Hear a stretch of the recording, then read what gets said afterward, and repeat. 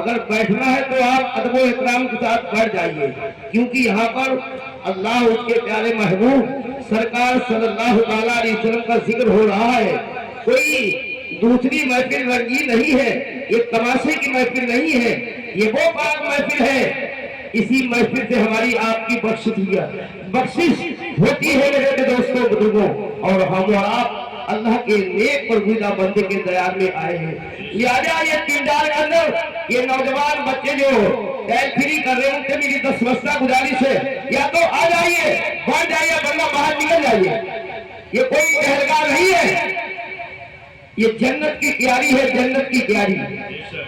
ایک مرتبہ درود پاک پڑھیے محبت اور عقیدت کے ساتھ، اللہم صلی علی سیدنا مولانا محمد وعلی آل سیدنا مولانا محمد وبارک وسلم، صلو علیہ الصلوۃ والسلام علیک یا رسول اللہ صلی اللہ علیہ وسلم۔